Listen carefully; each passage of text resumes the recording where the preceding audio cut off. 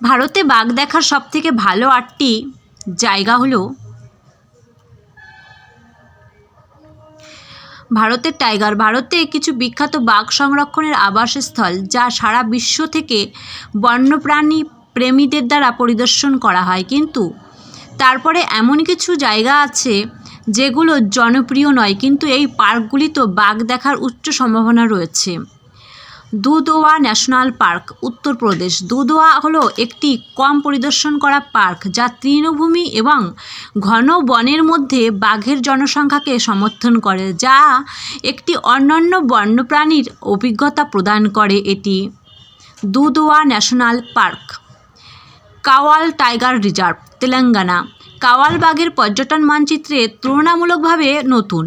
অভয়ারণ্যের বিভিন্ন আবাসস্থল, যার মধ্যে রয়েছে ঘন বন এবং খোলা তৃণভূমি, বাঘের ক্রমবর্ধমান জনসংখ্যাকে সমর্থন করে। এটি Kawal tiger reserve, Telangana.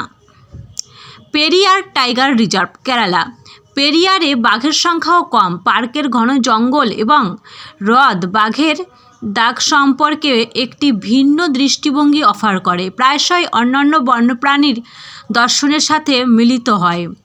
So এখানেও বাঘ দেখার সম্ভাবনা প্রবল। মানস জাতীয় উদ্যান, আসাম।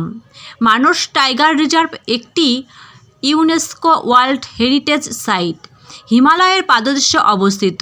এই অসাধারণ উদ্যানটি লীলাভূমি এবং সবুজ ক্রান্তীয় বনভূমি দ্বারা আবৃত। এখানেও বাঘ দেখা যায়।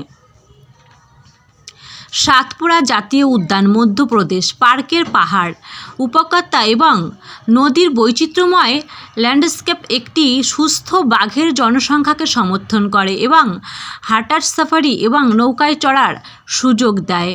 এটিও খুব সুন্দর জায়গা। সাতপুরা জাতীয় উদ্যান, মধ্যপ্রদেশ। Sariska tiger reserve, Rajasthan.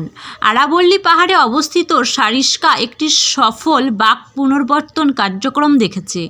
শুষ্ক পর্ণমোচী নামরি জাতীয় উদ্যান, আসাম। নামরি জাতীয় উদ্যান পূর্ব হিমালয় জীববৈচিত্র্যের হটস্পটের অংশ।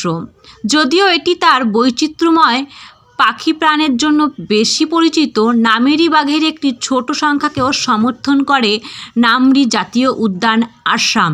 যদি ভিডিওটি ভালো লেগে থাকে তাহলে শেয়ার করে অবশ্যই অপরকে দেখার সুযোগ করে